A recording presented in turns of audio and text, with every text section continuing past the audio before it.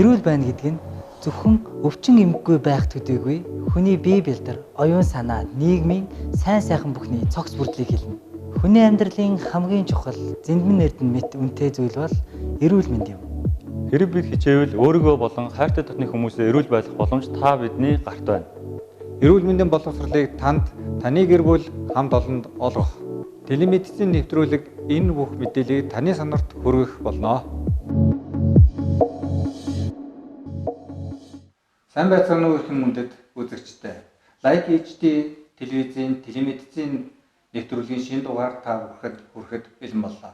Өнөөдрийн манай нэвтрүүлгийн дугаарт Итүгийн их сургуулийн анагаах ухааны техникийн багш Хавдрын нарийн мэргэжлийн эмч Батчулуун, Ундрах ирээдүй өрхийн эмнэлгийн дарга Алтан туул нар хүрэлцэн ирсэн байна. Та бүхэнд энэ өдрийн мэндийг дэвшүүлье.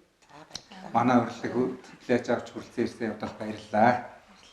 За өнөөдрийн манай ярих сэдэв бол хор тавтраас сэргийлж болно гэдэг сэдэвтэй байгаа. Тэгэхээр хор тавтраас урьдчилан сэргийлэх манай Монгол улс бол маш их олон дэвшилтэт технологиг нэвтрүүлж хэрэгжүүлж байгаа. Ялангуяа эрүүл мэндийн анхан шатны тусламжийг үзүүлж байгаа өрхийн эмнэлэг дээр энэ хор тавдрыг урьдчилан сэргийлэх анхны сорил шинжилгээнүүдийг хийж байгаа гэсэн энэ талаараа та ярина уу? За баярлалаа. За ер нь бол энэ хор тавдар гэдэг өвчлөл маань Монгол улсад бол зах зээлийн нийгэм шилжснээс хойш хүн амын амьдралын хэм маягтай холбоотой сүүлийн жилүүдэд өвчлөл болон нас баралт бол яалтчгүй жил ирэх тусам нэмэгдэж байгаа. Яг манай энэ анагаахын салбарын яалтчгүй анхаарлаа хандуулах одоо гол асуудлын нэг болоод байгаа. Хамгийн сүүлийн тоо баримтыг зүгээр дурдах юм бол 2018 оны байдлаар нийт хор тавдрын шинэ тохиолдол 6073 онцлогдсон байгаа, шинэ тохиолдол илэрсэн байгаа. За үүн дотроо хор тавдрын өвчлөл дотроо тэргүүлэх өвчлөл маань бол элэгний хор тавдар зөнхлөн тохиолдож байгаа. Нэгдүгээр харинд. За тэгээд эргүүлээд энийг аваад үзэх юм бол элэгний хор тавдраар өвчилж байгаа хүмүүсийн маань 80 орчим хувь дандаа 3-4 үе шатанд онцлогдож байна. Өөрөөр хэлбэл энэ маань хожим үед онцлогдож байна. Тэгээд дээрэс нь нас баралтын хувьд бол элэгний хор тавдар тэргүүлж байгаа. Тийм болохоор энэ хор тавдар ганцхан элэгний хавдар гэхгүй энэ хор тавдрын өвчлөлийг бид нар одоо хамгийн гол нь эрт үед нь илрүүлж одоо эмчлэх юм бол энэ хор тавдар маань өөрөө эмчлэгдэх боломжтой өвчний тоонд орж байгаа. 2018 оны эрүүл мэндийн статистик үзүүлэлтээр хотоодны хор тавдар 2 дугаар байранд орж ирсэн байна тийм ээ. Тийм. Ер нь хоол боловсруулах эргэтэн системийн маань энэ өвчлөл буюу энэ дотор одоо энэ хор тавдрын өөрчлөлтөнд шилжих тохиолдол бол зөнхөлж байгаа. Энэ маань бол нэг асандаа ямар нэгэн байдлаар өвчтөнд одоо тийм хурц өвчний шинж тэмдэг илэрхгүй явдаг, балархаа хэлбэрээр явагддаг болохоор хүмүүс маань энэ яг энэ ходоод хоол боловсруулах зам дээр төдийлөн сайн анхаарахгүй. Тэгээ эргээд нөгөө хавдрын хэсгийн өөрчлөлтөнд орцсон хойноо энэ маань одоо өвчнөө илэрдэг. Тэгээ эмчлэгдэх үе шат аль хэдийн бас өнгөрсөн тохиолдол бол их илэрч байгаа. Тийм болохоор одоо энэ хор тавдар гэдэг өвчлөлөөс сэргийлэхэд ерөөсөө бүх нийтээр онцгой анхаарал хандуулах цаг үе ирчээд байна. Тэгэхээр хор тавдрыг баг өөрөлдөл одоо нэгдүгээр эрт үед нь 2 дугаар шатанд нь онцлогтой үзлэгүүд их чухал байх гэж бодож байна. Тэгэхээр скрининг үзлэг гэдэг үзлэгийн талаар Бачулуун багштай манай үзэгчдэд тайлбар хэлнэ үү? За баярлалаа. Тэгэхээр сая Алтан туул эмч маань ярьлаа шүү дээ. Хор тавдар бол Монгол улсын хэмжээнд маш их тохиолдож байна. Тэгэхээр жилдээ 6000 гаруй буюу нөгөө онцлогдсон хүмүүсээс чинь өдөрт 12-оос 15 хүн нас орж байна. Зөвхөн хор тавдар гэдэг өвчний улмаас. Тэгэхээр бид нар хор тавдрыг 80% нь хожим үедээ онцлогдоод байгааг 80% нь эрт үед нь онцлуулах нь хамгийн их чухал болоод байна. Энд бол нөгөө скрининг буюу хор тавдар гэдэг өвчнийг эрт үед онцлох гэдэг арга бол хамгийн чухал болоод байгаа. Тэгэхээр Монгол улсын хэмжээнд маш олон хөтөлбөрүүд бас хэрэгжиж байна. За ялангуяа элэгний хор тавдар дээр бол хөтөлбөрүүд хэрэгжиж явж байна. Тэгэхээр бол мөн умаа үзэний хор тавдар дээр. Тэгэхээр эдгээр бүх өвчнүүдийн үед эрт үед нь онцлуулахын тулд тухайн хүмүүсийн 55-аас дээш наснда. За жишээ нь элэгний хор тавдар дээр бол 55-аас дээш наснда үзлэгт байн хамрагдаж явах ёстой жилдээ заавал. За умаа үзэний хор тавдрын үзлэгт бол мөн адил 55-аас дээш насныхан бас заавал хамрагдаж явах ёстой. Бусад насныхан яах ёстой вэ гэхээр хамрагдахгүй байх ёстой юм гэвэл үгүй. Өөртөө сайн дураараа үзлэг шинжилгээнд бол хамрагдчих ёстой.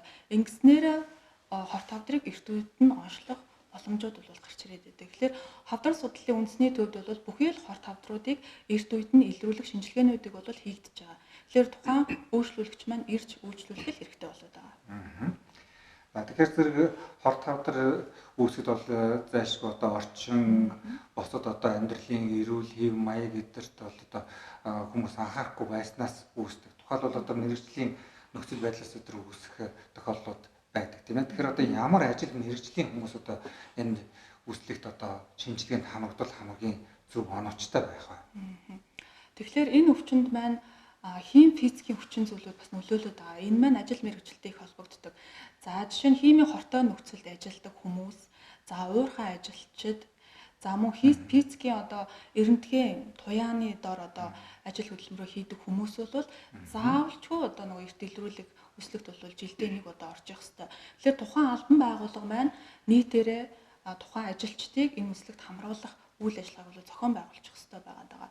За мөн химийн одоо хортой бодисоос гадна өөр хүчин зүйлүүд бас байгаад байдаг. Тухайн хүнээс өөрөөс нь шалтгаалдаг. Түүн дээр бол хорт зуршил байгаа. Хорт зуршил дотроо арх тамхины хэрэглээ. За тамхиг бол зөвхөн уушгины хорт хавдрыг үүсгэдэг гэж хүмүүс ойлгодог. Гэтэл үгүй. Тамхи маань бол бүхий л төрлийн хорт хавдруудыг үүсгэхэд бол нөлөөлдөг. За тэгээд мөн арх бол голчлон илгэний хорт хавдар мөн хоол боловсруулах замын хорт хавдар үүсгэхэд бол их нөлөөлж байгаа. За тэгээд мөн тархалалт бол хорт хавдрыг үүсгэхэд нөлөөлөд байна. Тэгэхээр амьдралын зөв хөвшилтэй байх юм бол хорт хавдар гэдэг өвчнөөс бол урьдчилан сэргийлж чадна. Мөн эмчлэгдэх бас боломжтой өвчин гэж байна. За тэгэхээр зэрэг хорт хавдрын эрт илрүүлгийг манайхан ойлгохдоо дандаа л 2 дугаар шатал дүүргийн имлэг тийм ээ эсвэл одоо нарийн одоо төрөлдсөн нарийн мэргэжлийн одоо эмчдэр л очиж онцлогдно гэж ойлгоод байдаг. Гэтэл манайхан одоо эрүүл мэндийн анхаарал татвар тусламж үзүүлдэг өрхийн эрүүл мэндийн төв дээр очиод онцлуулах боломжтой болсон гэдэг бас тэр бүрээс мэдэхгүй байгаад байдаг тийм ээ. Энэ талаар одоо манай өрхийн эрүүл мэндийн төв дээр ахис дэвшил гарч шинэ технологиг хэрэгжүүлээд байгаа гэсэн тийм ээ. Танай өрхийн эмнэлэг дээр ямар технологиг одоо хэрэгжүүлж эхлээд байгаа гэлээ? За ер нь бол хорт хавдар гэдэг өвчин маань өөрөө одоо гинт унтаад босоод ирэхэд л илэрдэг өвчлөдөг өвчин бол биш. Энэ хорт хавдар гэдэг өвчнөр өвчлөхийн тулд доор хаяж 5-аас 10 жил шаардлагатай байдаг. Тухайн хүний бие махбод болон амьдралын хэм маягтай шууд холбоотой өвчлөлүүд байдаг. За хамгийн гол нь олон улсад одоо хүлээн зөвшөөрөгдсөн үн өртөг багтай эргээд өвчлөл нас баралтыг бууруулах ач холбогдолтой одоо онцлогооны аргууд бол дэлхийн нийтэд бус орнуудад нэвтэрсэн одоо эрүүл мэндийн салбарт бол нэвтэрсэн байгаа. Үүний нэг жишээ нь бол одоо яг өрхийн эрүүл мэндийн төв дээр ерөнхийдөө 2017 оноос хойш одоо эрт илрүүлгийн төрөл бүрийн аргуудыг бид нар хэрэгжилж байна, ашиглаж байна, хүн амдаа хүргэж байна. За үүний хамгийн сүүлийн нэг одоо үйлчлэгээ гэх юм бол цогцлон тохиолдож байгаа хавдрыг эрт үед нь илрүүлэх зорилгоор бид нар төрөвчлсөн онцлогыг үйлчлэгээндээ нэвтрүүлчихэж байгаа. Энэ мань ямар хавдрын төрлийг ер нь илрүүлэх боломжтой юм бэ гэхээр цаашид ч гэсэн энийг бас бид нар төрлөө бас нэмэгдүүлэх одоо эрэлт хэрэгцээ ихтэй байгаа л да. Ер нь бол за үүнд бол нэгдүгürt нь альфа бета протеин буюу элэгний хавдрыг эрт илрүүлэх одоо төрөвчлсөн онцлог байгаа. Хоёрдугаарт нь CA буюу карциноэмбрионик антиген, гуравдугаарт нь болохоор PCA буюу простатит антиген байгаа. Энэ гурван одоо төрөвчлсөн онцлогыг ерөнхийдөө өрхийн эрүүл мэндийн төв дээр үйлчлэгээнд нэвтрүүлсэн хүн болгондоо хийхгүй мэдээж яг тухайн өвчнөр өвчлж болзошгүй одоо өвчлсөн архаг өвчтэй тийм хүмүүсээ бид нар эрсдэлбүлгээ ялгаж авч хагаад энэ одоо онцлогооны аргуудаа хэрэгжилж байна л да. Энэ маань эхнээсээ ерөнхийдөө үр дүн бол нэлээд гарч ирж байна. За манай өрхийн эрүүл мэндийн төв бол 2018 оны 10 дугаар сараас эхлүүлээд энэ гурван онцлогыг Солонгос улсаас одоо шууд захиалгаар нийлүүлдэг болсон. За ингээд ирэхэд бол бид нар хамгийн эхлээд ерөнхийдөө яг энэ хорт хавдрын өвчлөл дотроо тэргүүлж байгаа элэгний хорт хавдар дээр бид нар нэлээд тийм одоо фокусд ажиллалаа л да. Энэ хугацаанд за ингээд үзэхэд бол эхний ээлжинд одоо элэг бүтэн Монгол гэл хөтөлбөр хэрэгжсэн БЦ вирус эрт илрүүлэг өрхийн эмнэлэг дээр явагдаж байна. Энэчнээсээ БЦ вирустэй хүмүүсээ гаргаад буцаагаад нөгөө эрүүл мэндийн даатгалаараа нөгөө БЦ вирусынхаа идэвхжлийг үзүүлэх шинжилгээнд хамрагдуулчихж байна. Эргээд идэвхжил өндөртөө гарсан идэвхжил багтаа гарсан хүмүүсээ хоёр бүлэг болгож жагаад одоо юугээ хийж ин л да. Онцлогоо эрт илрүүлгээ хийж ин.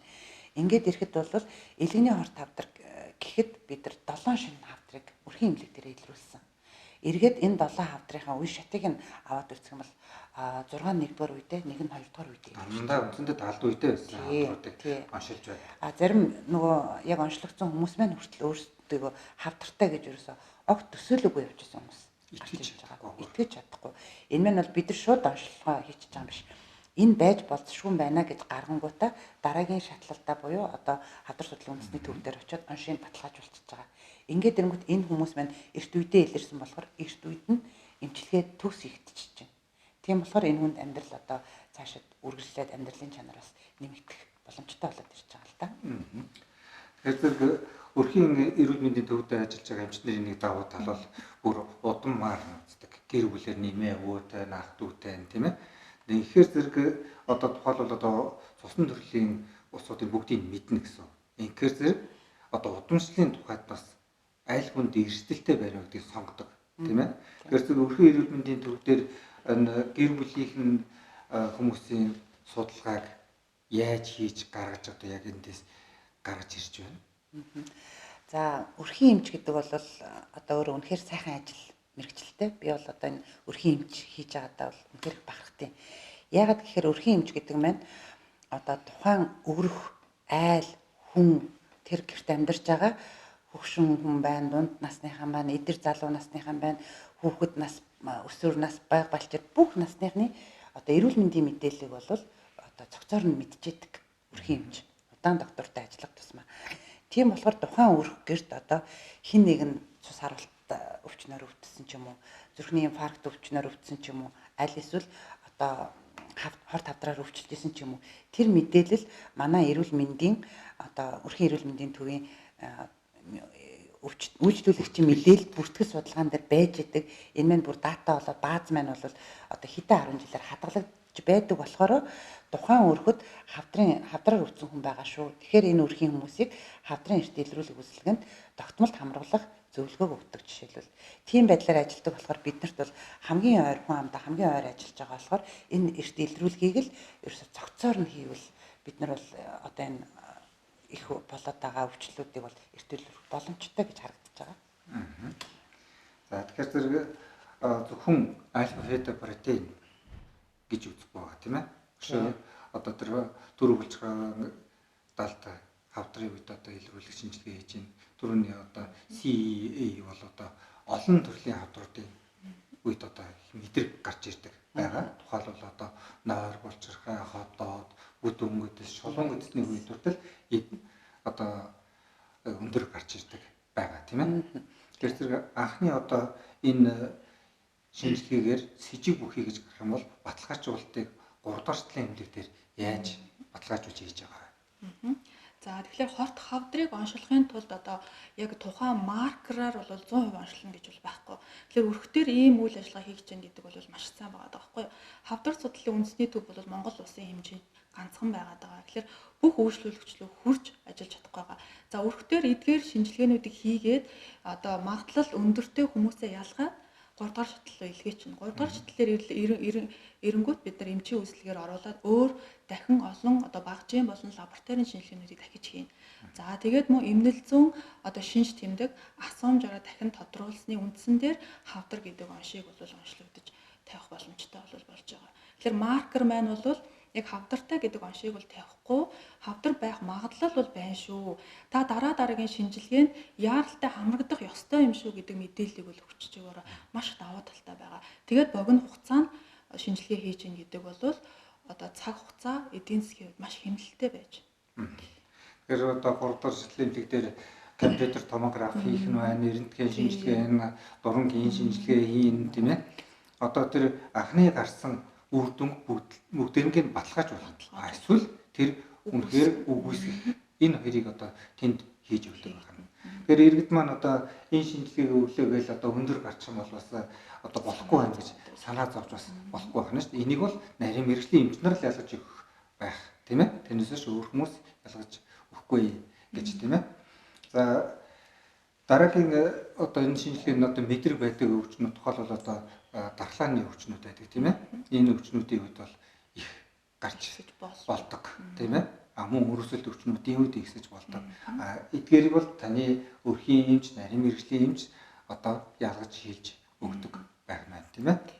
За тэгэхээр энэ шинжилгээний аргууд улам нарийн мэдрэг болоод байгаа тусам өвчлөл онцлогдох нь одоо их болоод байх шиг байгаа юм. Энэ тал дээр та яах вэ? За. Яг сүүлийн жилүүдэд одоо Монгол улсын хэмжээнд хор тавдрын өвчлөл ихсэж байна гэх нь нийт нас баралтын 2 дугаар харинд нь хавдрын нас баралт явж байгаа шүү дээ. Энэ маань юу хэлж байна гэхээр яг нэг талаас бол одоо хор тавдар бол хожуу үедээ илрээд нас баралт богино хугацаанд одоо прогноз муугар төгсөж байна. Нөгөө талаасаа хавдрын эрт илрүүлэг маань ихсэж байна гэсэн үг. Хавдруудыг дотор нь аваад үзэхэд нөгөө бүс нутгаараас ялгаатай байна л да. Илгэний хор тавдард гэхэд одоо зүүн аймагуд Хинти, Сүхбаатар аймагуд бол одоо нэлээд дээгүр байранд явж байна. Хотоодны хор тавдрыг аваад үзсэн чинь баруун аймагуд Говь Алтай, Увс, Завхан гэдэр бол одоо хотоодны хавдраараа улсын хэмжээнд бас тэргүүлж байна. Тэгэхээр энэ бүс нутаг бол бас яалтж байна, нөлөөлж байна. Тухайн газар зүйн байршлаас нөлөөлж байна. Эрт илрүүлэг бид нар бүр анхан шатнаас нь одоо нөгөө 3 дахь шатлалын буюу одоо нөгөө хавдар судлалын үндэсний төв маань уул нь одоо хавдрын өвчнийг онцлох ажлыг хийх ёстой байгууллага бол биш байгаа юм. Гол нь хавдар илрээд нэг хоёр дахь шатлалаас гараад ирсэн хүмүүсийн оншийг баталгаажуулаад эмчилгээг зохицуулж явах газар. Гэтэл өнөөдөр хавдар судлалын үндэсний төвийн ачаал бол үнэхээр ихссэн тий. Одоо баг ард иргэд маань одоо шогоор ярих юм бол нарант бол 2 гэж ярьдаг болсон байна л да. Олон жил уулзаагүй найз нөхөд ах トゥ хамрах сатантайгаа хавдар судлалын төв дээр уулзаж байна гэж байгаа. Тэгэхээр энэ мэн бол одоо юу хэлээд байна гэдэг чинь бол аюулын тохио байна шүү гэдгийг л анхааруулад байна л да. Тэгээд үндсэндээ бол одоо өрх сумын имлэг, аймаг дүүргийн имлгүүд маань энэ хавдрын эрт илрүүлгийг бүр цогцоор нь хийдэг тийм бодлого зохицуулалт үнэхээр бид нар шаардлагатай байна. Ингээд ирэх юм бол бид нар хавдрын өвчлөлийг одоо зориудаар одоо жил болгон сүүлийн жилүүдэд бол энэ маань нэмэгдэж байна л да. Юу нэмэгдэж байна гэхээр хувийн хвшилч тэр төрийн байгуулагч тэр аль нь ажилтны өрсөн сэргийлэх үйлчлэгийг бүр заавал зохион байгуулдаг болчих. Энэ бол үнэхээр сайшаалтай. Өдөрт 2-3-2-3-аараа байгууллагууд орж ирэл одоо өрсөн сэргийлэх үйлчлэгт орж байна. Яг энэ үйлчлэг дээр нь хавдрын эрт илрүүлгийг бид нар бүр нэмж өгөх хэрэгтэй байна гэж харж илаа л да. Ингээд ирэх юм бол энэ дотроос нөгөө эрт илрүүлэг маань их хийгдэх тусам өвчлөл маань их илрээд ирнэ. Цэргийн өвчлөлийг гэхэд чинь л одоо сүүлийн жилүүдэд үнэхээр ихсэж байна. Гэхдээ энэ маань нэг талаасаа нөгөө илрүүлэг аягүй сайн явагдаж байгаа болохоор хүн болгонд болж хүрхийг одоо зорж ажиллаж байгаа болохоор цэргийн өвчлөл ихсээд байна. Яг үүнтэй адилхан хавдрын өвчлөлийг бид нар цогцоор нь эрт илрүүлгийн үйлчлэг зориудын зохион байгуулалт хийх юм бол хавдар өшөө илүү нэмэгдэх хандлагатай. Тэгээд хавдрын эрт илрүүлгийн аргууд дээр ингээд ярихад бид нар заавал багжийн эсвэл одоо юм тестийн ч юм уу юм шинжилгээний аргуудаас гадна бас асуумжийн, анкетийн судалгааны аргуудыг бас өргөн хэрэглэмээр санагдаад байгаа юм. Та бүхэн дээр одоо санал бодлоо хэлэхгүй юу?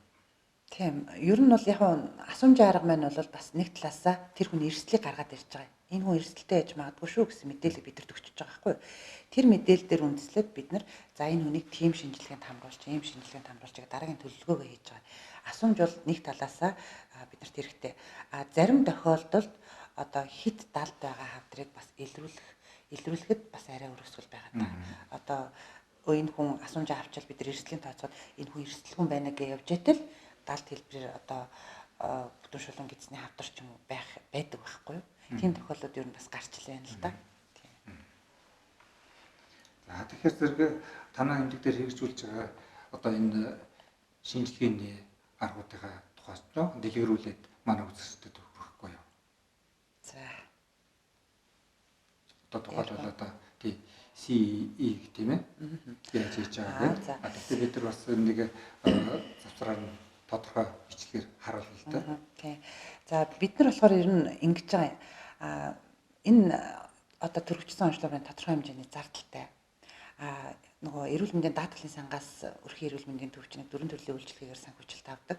Өмнөхөө онцлогын шинжилгээний багцтай энийг хамруулад өгч байгаа. Ингээд ирэхээр эрсдэлтэй хүмүүсээ хамгийн гол нь зөв ялгах нь бид нарт аягүй чухал байгаа юм л да.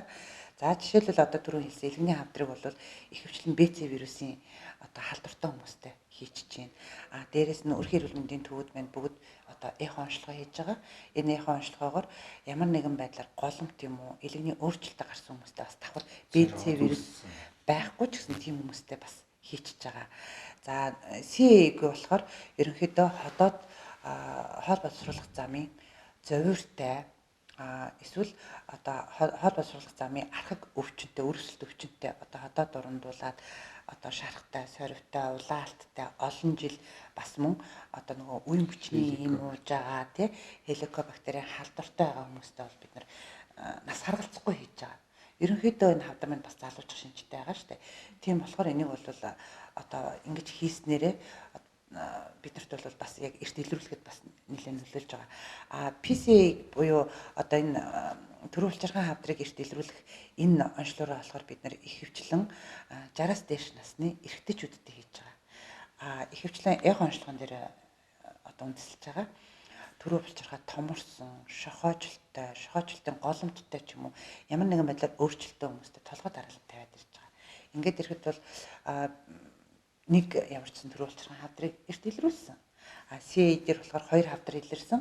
Нэг нь болохоор бүр үсэрхийлсэн шатанда илэрсэн юм хавдар байна л да. За тэгэхээр зэрэг дөнгөж сайхан нийслэлийн эрүүл мэндийн газраас зохион байгуулсан сайн туршлага 2019 гэдэг үзэсгэлэн гарсан байгаа. Энэ үзэсгэлэн дээр одоо энэ нийслэлийн хэмжээнд одоо ажиллаж байгаа бүх эрүүл мэндийн байгууллагууд шинэ технологиг хэрхэн нэвтрүүлж одоо байгаа тухай гаргасан байгаа. Тэгэхээр бүгдээрээ энэ одоо бичлэгийн дараагаар эргэж уулзцгаая. Алтан дулын эмчтэйг дахин уулзж байгаадаа баяртай байна. За тэгээ өнөөдөр нийслэлийн эрүүл мэндийн газраас зохион байгуулж байгаа сайн туршлага 2019 гэдэг үзэсгэлэнд танаа эмнэлэг өөрсдийнхөө одоо нэвтрүүлсэн сайн туршлага авчиж оролцуулж байгаа байна. Та энэ талаараа товчхон ярьж өгөх үү? За ер нь сүүлийн жилүүдэд одоо өрхийн эрүүл мэндийн төвийн маань үйл ажиллагаа болон тусламж үйлчлэгээний цар хүрээ маань нэлийн өргөн дэлгэрч байна л та.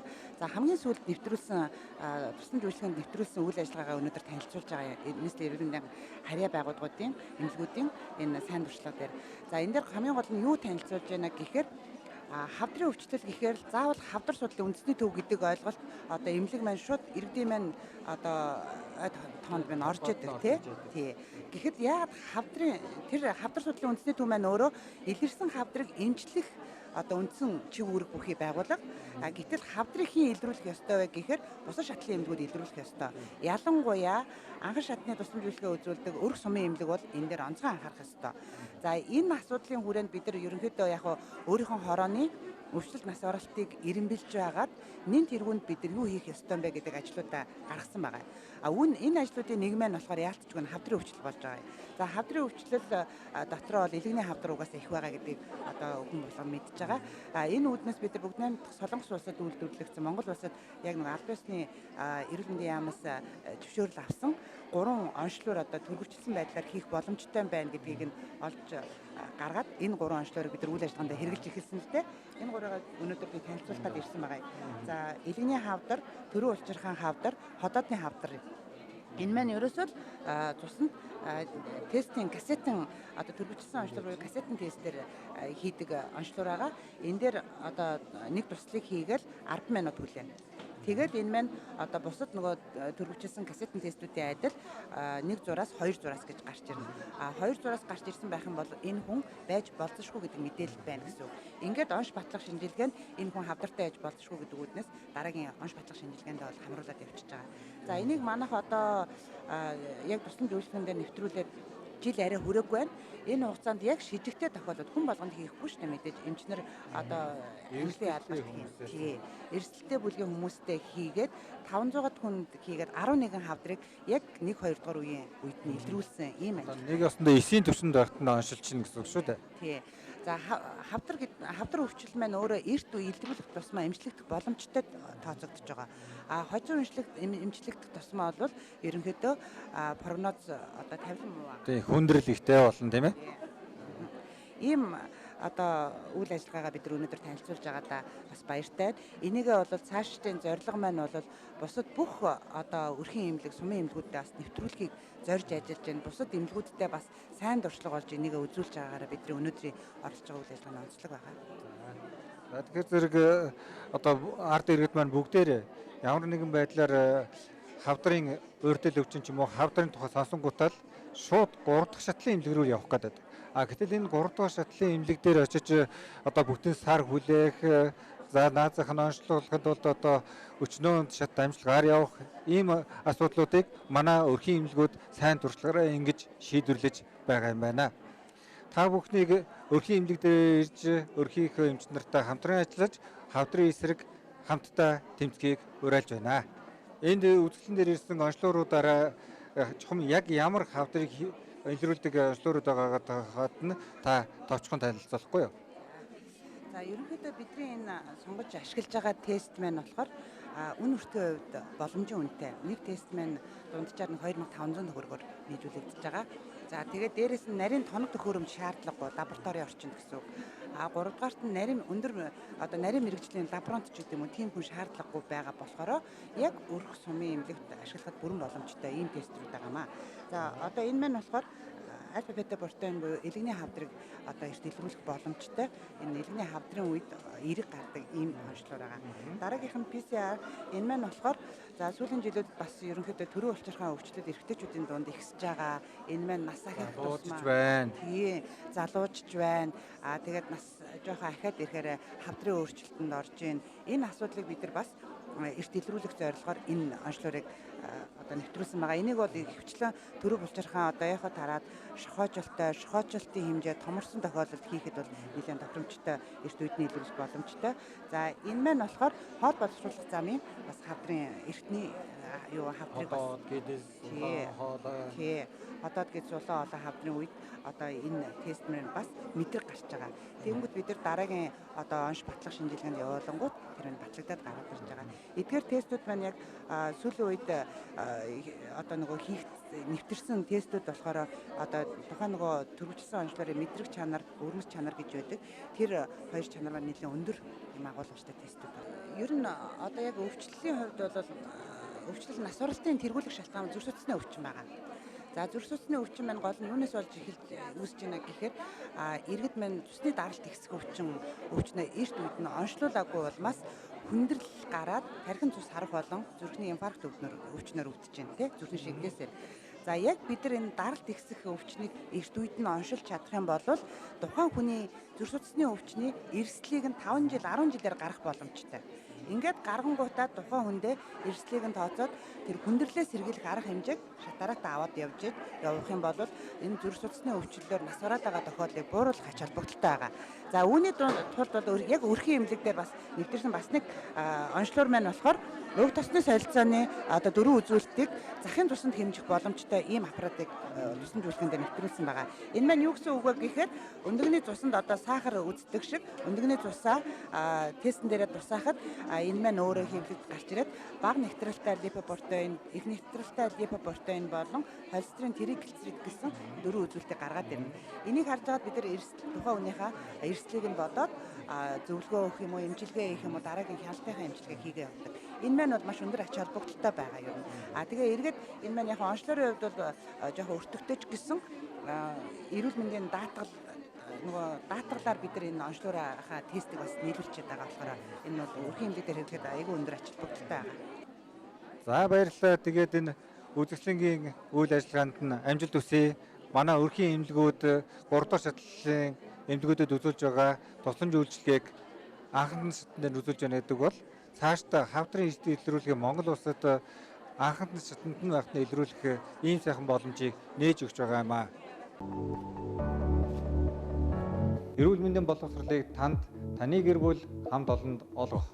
Телемедицин нэвтрүүлэг энэ бүх мэдээллийг таны сонорт хүргэх болно. Манай нэвтрүүлгийг сонгон үзэж байгаа үзэгчдтэй баярлалаа. Нэвтрүүлгийн дараагийн асуултыг Алтан тулын эмчтэй хандмаар байна. Одоо тэгэхээр зэрэг саяын сайн дуршлаг 2019 үзэсгэлэнгээс маш олон өрхийн эмнэлгүүд танаа туршлагыг одоо хэрэгжүүлэе гэж бодсон байх гэж бодож байна. Тэгэхээр зэрэг та одоо нууц биш бол тийм ээ өөрийнхөө сайн туршлагыг одоо энэ Монгол улсад яриа хэрэгжүүлсэ гэж бодож байгаа бах тийм ээ. Ийм учраас одоо хэрхэн яаж энийг хэрэгжүүлээ. Тухайлбал одоо энэ санхүүгийн хувьд бас энэ чинь яг Солонгосоос захиалт авчихсан эхлээ бэрхшээл тулгарсан байх тийм ээ. За яг энэ өрхийн эрүүл мэндийн төв буюу анхан шатны нэгжтэр хавдрыг эрт илрүүлэх боломж бас бидэрт байна шүү гэдгийг одоо манай дээр нэвтэрсэн сайн туршлага үр дүнгээ би бол нэлээд олон практикийн уралд танилцуулсан.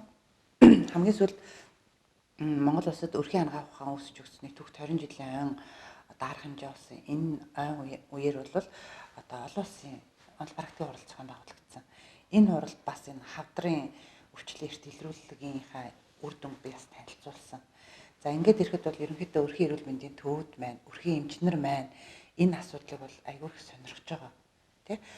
Мэдээж энэ ганцхан миний хийх ёстой ажил гэдээ би одоо нууц гэж хадгалахгүй тодорхой. Тийм. За энэ маань бол ерөнхийдөө төрөвчлсөн онцлогын арга маань хийхэд хялбархан ямар нэгэн нарийн өндөр хүчин чадалтай тоног төхөөрөм шаардлагагүй, нарийн мэрэгжил лаборант буюу одоо мэрэгчлэлтэн шаардлагагүй ийм онцлогын арга л да. За энийг маань бол өртгийн хувьд бол харьцангуй боломжийн. Манай эмнэлэг бол ямар менежментээр энэ зохицуулалтаа хийж байгаа гэхээр тэр дөрөв хэлсэн нөгөө эрүүл мэндийн даатгалын сангийнхаа онцлогын шинжилгээний багцтай одоо тарифыг суулгаад өгчөж байгаа. Тэгэнгүүтээ нэгсэндээ даатгалаар хийчихэж байгаа гэсэн үг. Тэгээд ирэхээр биднэрт бол одоо энэ үйл ажиллагаагаа одоо тест онцлогоор дууссан бол үйл ажиллагаа зогсно гэж байх тасралтгүй үргэлжлээд ирнэ явж байгаа. Бас нэлээд хэдэн сайн туршлага 2019 одоо үзэсгэлэнд оролцоод нэлээд олон эмнэлгүүд энэ аргыг маань бас нэвтрүүлэхээр болоод одоо нөгөө тестер нийлүүлдэг компаниудаас холбоод өгсөн байгаа. Тийм. Зөвхөн одоо танаа өрхийн эмнэлгийн онцлогооруудаас гадна бас одоо халдвартаас өвчнийг бууруулах, тэрнийг хянахад зориулагдсан одоо шинжилгээнүүдийг хийж байгаа шүү дээ, тийм ээ. Өндөр нэгтралтай, бага нэгтралтай өгөх тусны хэмжээнүүдийг үзэх, холестериний цусны үзэх тестүүдийг одоо оруулж хэрэгжилж байгаа шүү дээ. Энэнийг тухайс жоохон дэлгэрүүлэхгүй. Саяын бичлэгээр бол одоо нэг тодорхой бас хүмүүст хүрээгүй болов гэж би бодлоо л доо. За одоо яг Монгол улсын хэмжээнд бол нийт өвчлөлийн тэргүүлэх шалтгаанд нь тэргүүлэх байрыг бол халдвар тус өвчин орж байгаа. Тэ? Халдвар тус өвчин дотроо нас баралтын хувьд бол зүрх судасны өвчин буюу одоо зүрх судасны сэргэлтийн системийн өвчлүүд зөнхлөд байна л да. Энийг бид нар эрт илрүүлэх нь яалтчгүй өрхийн эмчийн ажил энэ бол. За оном сангийн дэмжлэгтэйгээр одоо нөгөө эрүүл зүрх эрүүл Улаанбаатар хөтөлбөр хэрэгжиж байгаа. Энэ маань бол одоо нийслэлийн өрхийн эмчнэрт зориулаад одоо энэ багц хөтөлбөр гарцсан цогцоор одоо хэрэгжиж явж байгаа. Хүн болгоны артерийн даралтыг хэмжиж байгаа. Зорилттой түвшнээс дээш байх юм бол артерийн даралт ихсэлттэй гэж онцлоод бид нар тохирох эмийг нь тааруулж өгч байгаа. Хэдий ч юуны цаана нөгөө эрсдэл өндөртэй хүмүүс маань яваад байна. Тэгж байгаа л зүрх судасны өвчин буурахгүй л шүү дээ. Угаасаа зүрх судасны өвчнөр гинт нас барах тохиолдол бас төдийлөн сайн буурахгүй байгаад байгаа байхгүй. Тэгэхээр энэ хүндрэлээ сэргийлэхийн тулд юу хийх ёстой бэ гэхээр бид нар эрсдлийг маш зөв тооцох хэрэгтэй. Хамгийн гол нь эрсдлийг эрт илрүүлэх нь одоо нотлохын суурилсан анагаах ухааны энэ арга дээрээ суурлаад эрт илрүүлэх нь чухал байгаа. За манай эмнэлгийн бас нэг хийгдэж байгаа онцлогооны арга маань болохоор захын цуснд буюу одоо хүмүүс хэлдэг нөгөө өндөгний цуснд сахар үздэгтэй адилхан өндөгний цуснд өг төсний солилцооны дөрөв үзүүлэлтийг хэмждэг болоод удаж байна л да. Энэ маань бас мөн бид нар тестрийнхаа нийлүүлэлтийг бол эрүүл мэндийн даатгалын сандаа онцлогоо шинжилгээндээ уяад өгөнгүүтээ буцаага даатгалаас мөнгө аваад онцлогоо тасралтгүй байдлаар хангаад ирж байгаа. За тэгэнгүүтээ нас харгалзахгүйгээр артерийн даралт ихсдэг буюу зүрхний өөрчлөлтөө хүмүүстээр толгой дараалан энэ өг төсний солилцооны дөрөв үзүүлэлтийг үзээд үүнд маань болохоор их нэгтралтай липопротеин, бага нэгтралтай липопротеин тэгээд тэрийг хэлцэж холестерин гэсэн дөрөв үзүүлэлтийг үзээд ирж байгаа. Тэгэнгүүтээ арай өнд байх ёстой хэмжээс өндөр гараад ирэнгүүт за та зүрх судасны эрсдлээс ойрын 5 жилдээ тийм 10 жилдээ тэгж өгдөг бол юу эрсдэлтэй байна шүү. Одооноос та энэ эрсдлийг борлуулахад бол ийм эмчилдэг, ийм хоолыг, ийм хөдөлгөөнийг байдлаар тухайн хүнийхээ одоо шинжилгээний хариун дээр үндэслээд эрсдлээ сэргийлэх, хүндрэлээ сэргийлэх одоо эмчилгээ зөвлөгөө хяналтыг бол өргөжлүүлээ явж байгаа. Энэ маань бол одоо тодорхой хугацааны дараа бол үр дүнгээ өгнө гэдэгт бид нар бол нэлээд найдаж байгаа. Энэ үр дүн бол найдвартай гарна л да. Тийм. Тэгэхээр зэрэг өрхийн эмч нарын маань тавьсан онцгийг зарим иргэд эргэлддэг тийм ээ. Тэр одоо энэ буруу оншилчлаа гэдэг юм тал бас байдаг тийм ээ. Бачуулан багшаас би асуумаар байна л да. Манай өрхийн эмч нарын тавьсан онш 2 дахь 3 дахь шатлын эмнэлэг дээр очиод баталгаажилт нь ямар байдаг юм бол тийм ээ. Эргээд одоо ард иргэд маань энэ тал дээр ямар бодол санаад байдаг юм бол. За тэгэхээр өрхийн эмч нарын одоо тавьсан онш бол айхдаг зүрхэн гэсэн ойлголт бол байхгүй. Магадгүй ард иргэдийн хооронд нөгөө нэг ойлголтын зөрүү гараад иж магадгүй. За жишээ нь хорт тавдар өвчний одоо марк 3 төрлийн маркерыг өрхтөр үзэж штэ. Энэ бол маш сайн байгаа. Ингээд маркерыг үзээд танд энэ маркер бол байна гэдэг нь тогтоогод өгчөж байгаа. А тэрнээс ч та яг элхний хавдартай байна, ходоодны хавдартай байна гэдгийг нь бол тогтоож өгөөгүй гэдгийг сайн ойлгох хэрэгтэй. Тэгэхээр магадгүй иргэд маань өрхтөрөө ингээд энэ маркерыг үзсэн чинь надад намайг ходоодны хавдартай гэсэн гэж ойлгосноосоо болоод нөгөөт нь 3 дугаар шатлалд ирээд урьдчилан сэргийлэх үзлэгүүдтэй ороод за эмчнэрийн үзлэгийг лаборатори олон төрлийн шинжилгээ, багжийн олон шинжилгээр баталгаажаад тухайн хүмүүс хавдаргүй гэж онш нь гарч иж болно. Ингээд онш гарангууд өрхийн эмч маань намайг буруу оншилсан байна гэдэг буруу ойлголт өрх гээд байдаг. Тэгэхээр ард иргэд маань энэ тал дээр маш сайн ойлголттой байх хэрэгтэй. Өрхийн эмч таныг яг хавдар гэж бол оншлоогүй. Хавдар гэдэг оншийг бол ганцхан маркер үзээд онцлоход бол маш дутмаг байгаа. Зөвхөн магадлал бол байна шүү. Эрсдэл бол байна шүү. Та урьдчилан сэргийлэх үзлэгтээ орох хэрэгтэй байна л гэдгийг хэлж өгч байгаа. Энийг маш сайн ойлгох хэрэгтэй байна. Тэгэхээр зэрэг нэгэнт ингээд онцлогдоод баталгаажсан тохиолдолд бас эргээд хяналтын асуудлууд бас яригдж эхэлдэг шүү дээ тийм ээ. Тэгэхээр зэрэг одоо энэ маркеруудаар жишээлбэл одоо CE байна тийм ээ. Эдгээр одоо хорт хавдрын эмчилгээнүүд мэс заслын дараа эдгээр эргэж хэмжлэгддэг одоо хянагддаг юм байна. Одоо химийн эмчилгээ хийгдлээ гэж манайхан ярьдаг тийм ээ. Химийн эмчилгээ нь үр дүнтэй байна уу? Энэ одоо хорт хавдрын дахиад одоо дахиж байна уу? Үсрхийлж юу, гүү юу гэдэг бас энэ шинжилгээгээр хянаж болдог байгаа тийм ээ. Тэгэхээр зэрэг одоо өргөтөр одоо энэгээр одоо буцаад хянах бүрэн боломж бол харагдаад байна. Тий. За багштай хэдэ ер нь хорт хавдрыг ямар үед мэдэрсэн гэж үздэг? За тэгэхээр жишээ нь одоо элхний хорт хавдар онцлогдоод эмчилгээнд орлоо. Эмчилгээнд орсны дараа бол тухайн хүмүүс сар тутамдаа эхний 3 сардаа бол сар тутамдаа үзүүлчих хэвээр. Ингээд үзүүлэхдээ нөгөө одоо өргөтөр хийгдэжсэн тэр альфа бета протеины хэмжээ бол маш чухал байдаг. Ирж үзүүлэхдээ заавал энэ шинжилгээ хавдар судлалын үндэсний дээр хийлгэж байгаа. Ингээд эхний 3 сардаа сар тутамдаа үзүүлнэ. Дараагаас нь бол 6 сар тутамдаа 2 жил дотор 6 сар тутамдаа хянуулаад яваад байна. Энэ үед хавдар илэрхгүй байж болно. За мөн хавдар дахиж болно. Ингээд дараа нь бол жил тутамдаа заавал үзүүлэх ёстой. Ингээд эхний 5 жилдээ үзүүлээд шинжилгээндээ хамрагдахад хэрвээ тухайн хавдар маань дахиагүй аль нэг эргэтэнд ямар нэгэн хавдар шинээр үүсээгүй бол хавдар өвчнийг идэгсэн гэж үздэг. Тэгэхээр хавдар өвчний онцлогоо эмчилгээ хийлгэснийхэн дараа 5 жил тутамдаа бол хяналтанд бол зайлшгүй байж идэг. Тэгэхээр сая альфа бета протеиныг өргөтөр үздэг болж гин гэж штэ.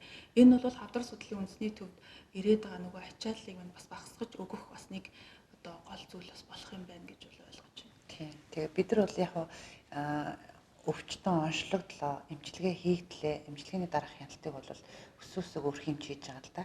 Ягаад тэгэхээр эргээд энэ хорт хавдар гэдэг өвчин маань өөрөө амьдралын чанар зөргөөр нөлөөлж байгаа.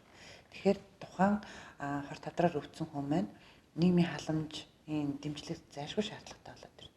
Тэгэхээр нөгөө халамжийн үйлчлэгэнд хамруулах асуудлыг өрхийн эмч зохицуулж өгдөг болохоор өрхийн эмчийн хяналтанд ер нь баг одоо өвдөд өвдсөний дараа бол 100% хяналтандаа бол одоо хүмүүс маань орж чадж байгаа. За эргээд өрхийн эмчдэр бол ямар байдлаар хяналтууд ирдэг вэ гэхээр мэслийн эмчилгээ хийгдлээ, химийн эмчилгээ хийгдлээ, хорлох тайлах эмчилгээ өрхийн эмч. Өрхийн эмч одоо гэрийн тусламж үйлчилгээнд хамруулад хийгдэж байна. За зарим тохиолдолд хорт хавдрын өвчл маань одоо эмчлэгдэх боломжгүй шатанда орсон тохиолдолд хөнгөвчлэг эмчилгээг өрхийн эмч нар хийж байна. Тэгэхээр ерөөсөө энэ хавдар гэдэг өвчин маань өөрөө өрхийн эмчийн ажлын салшгүй нэг хэсэг болчиход байгаа. Тэгэхээр бид нар ганцхан хорт хавдрыг өвчсөний дараа нь эмчилгээ хяналтыг үргэлжлүүлэхтэй гол нь биш, эрт илрүүлэх тусмаа энэ одоо үйлдвэрлэлээс урьдчилан сэргийлж болдог гэдгийг л ерөөсөө ард иргэд маань маш сайн ойлгох хэрэгтэй.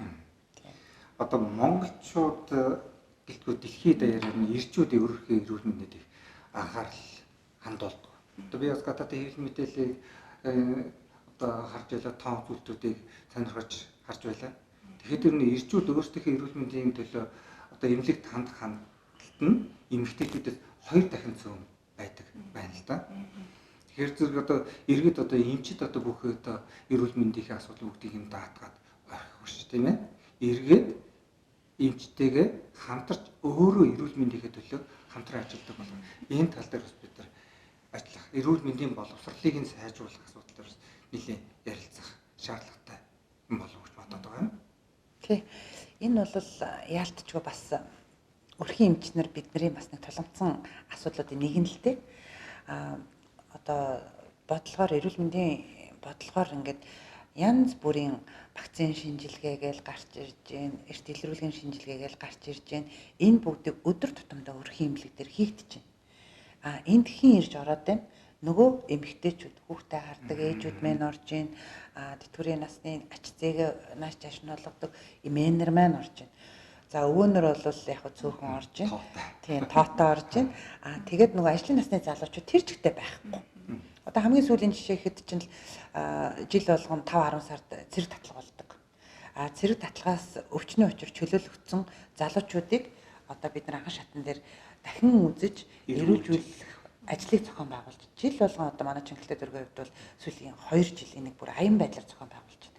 За тэгэл бүр хагас бүтэнсээ өдрийг зарцуулаад нөгөө ажилдаа байгаа хүмүүс юм чинь ингээд зориулаад эмнэлгийн байгууллага тэр чигтээ ажиллаж байна. Хүмүүсийг дуудаж гин, урьж гин, одоо бүр янз бүрээр үзэж байгаа байхгүй. Одоо холбооны хэрэгслээ бүгдээр нь дууд мессеж өгчөө ажиллаж гин, хэсгийн ахлагч нар хүртэл ажиллаж гин. Ингээл ажиллахад за нэг 40 хүн чөлөөлөгдлөөхөд 40 хүнийгээ ингээл өдөр шөнөгөө хэдэн хоног өдөр болгон бараг яриад уриал залаал дуудаад хахад үсрээл 10 нэрч. Бусд нь ирэхгүй. Бус 30 нь байхгүй тий. Тэгэл ярихаар ажилтай байна. Заримдаа бүр уцаарлаа штэ. Ямар ядаргаатай ажилтай байна, төрөлтэй байна, тийнд явж гин энд явж гин завгүй байна гэл тэгдэг. Тэгэхээр ерөөсөө ирчүүд маань нэг талаас аягүй хинэггүй байна. Одоо манай Монгол улсын нөгөө дундаж наслтыг аваад үзэхэд эмэгтэйчүүд нь 70 гарчаад байдаг, эрэгтэйчүүд нь 60 гарцсан тэнцэнэл байгаад байдаг. Арай богино наслтай. Энд чинь ерөөсөө шууд энэ эрт илрүүлэг болон эрэгтэй хүмүүсийн нөгөө өөрсдийнхөө эрүүл мэндэд тавьж байгаа анхаарал халамж нь харуулж байгаа байхгүй юу? Тэгээд одоо эргээд бид нар бас нэг ярих асуудал болоо яалтчгүй төр засгаас энэ төлөө одоо анхаарах ёстой болдог.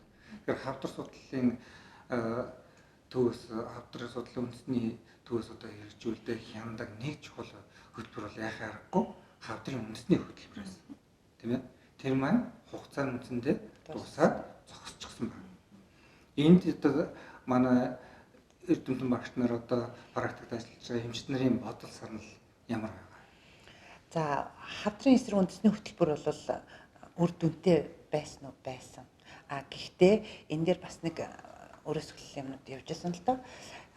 Энэ хөтөлбөрийн хамгийн гол хэрэгжүүлэх цөм нь бол анхан шатны байгууллага өрг сумын эмнэлэг байх ёстой.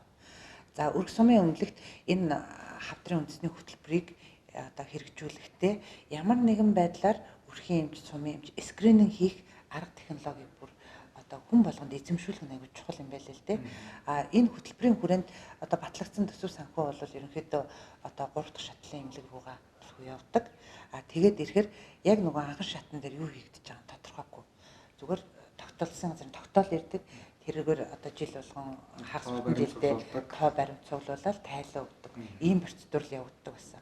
Одоо шинэ батлагдах хөтөлбөр маань бүх шатлалын эрүүл мэндийн байгууллагуудын тодорхой хэмжээний өөрөг роолыг оруулж өгөх байх гэдэгт бол итгэлтэй байна. Тийм. Бүх нийтээрээ эрүүл мэндийн салбар бүх нийтээрээ одоо энэ үйл ажиллагаанд оролцож иж энэ хавдар гэдэг өвчлөл болон нас баралтыг бууруулах боломжтой гэж үзэж байгаа.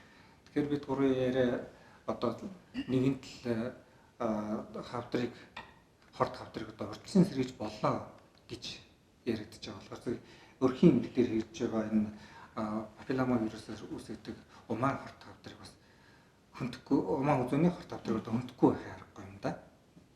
Тийм.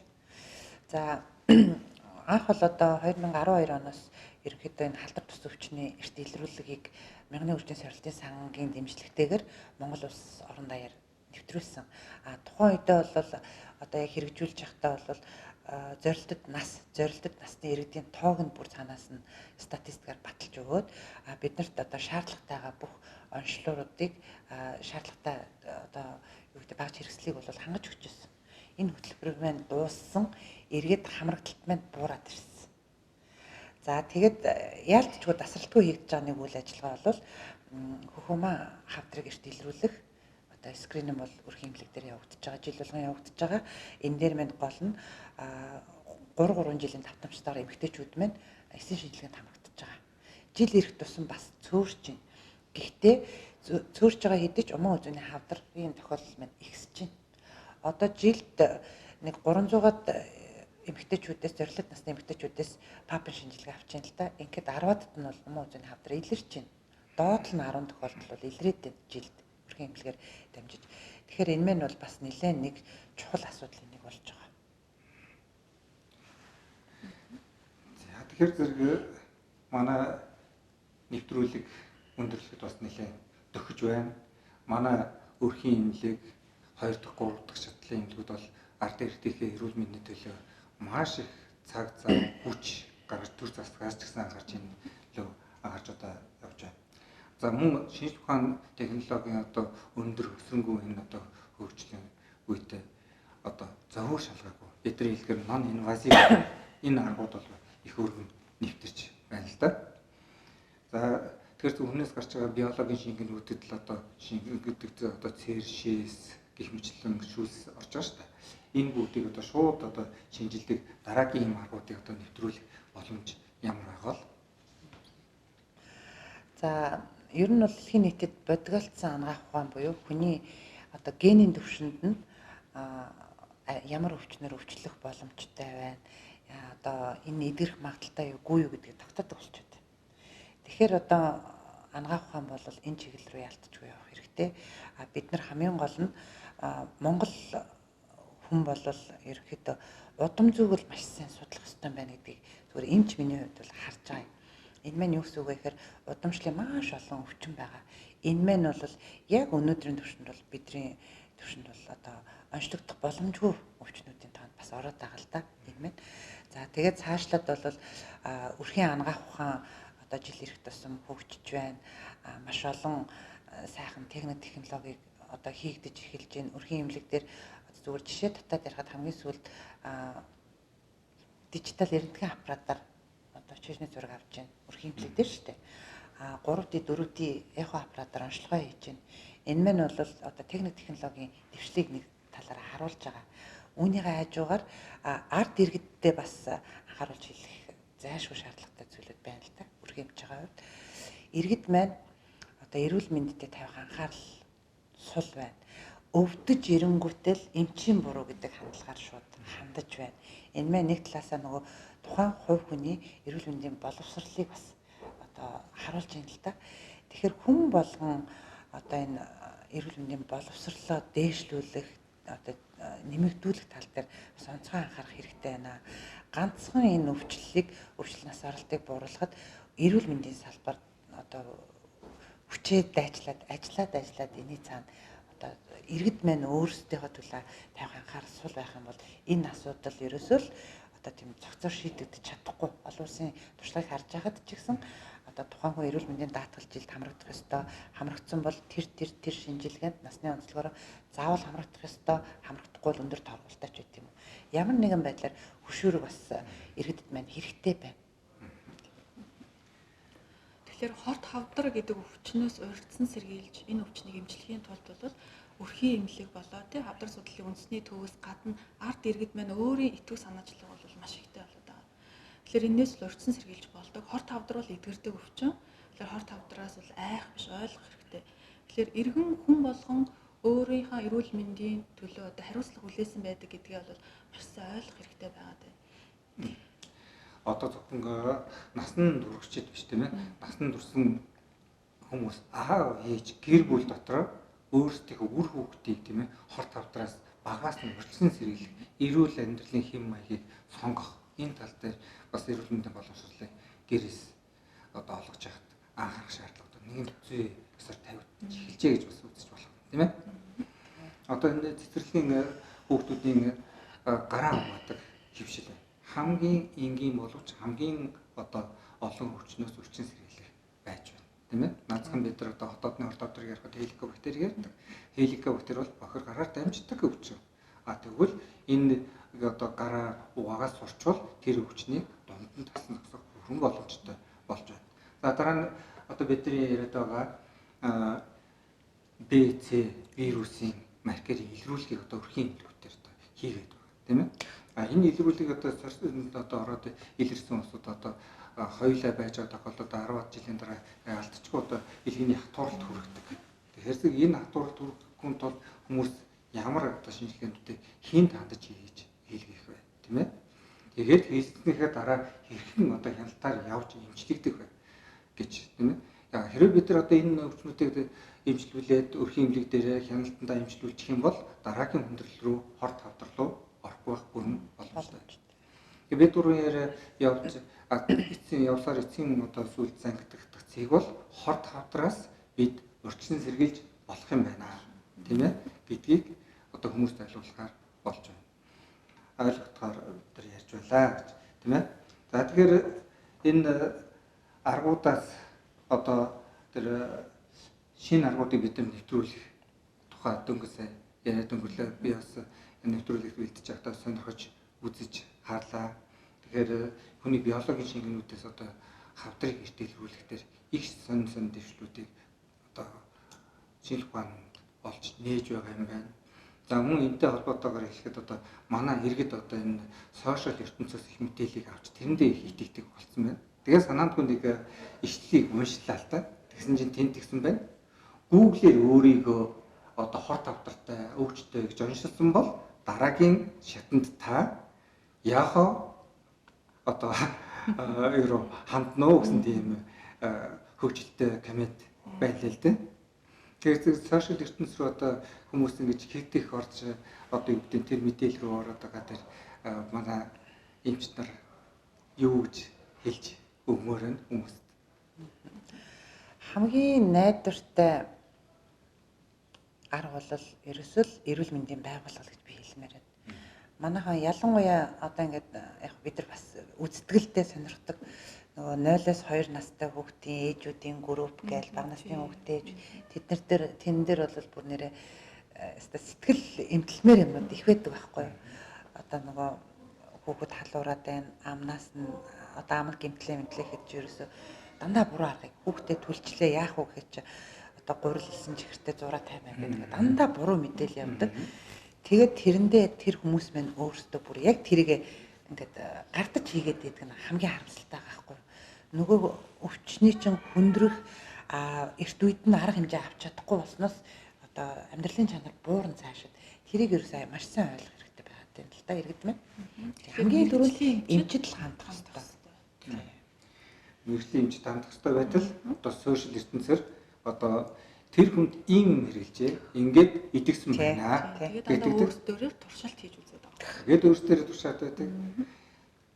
Тэгэхээр бид нар одоо 21-р зуунд шинжлэх ухааны 90 үед амьдарч байгаа ийм үеийнхэн маань одоо шинжлэх ухааны баталгаатай нотолгоон суурилсан онгаах бондогоо илүү хандах хэрэгтэй байх нэ.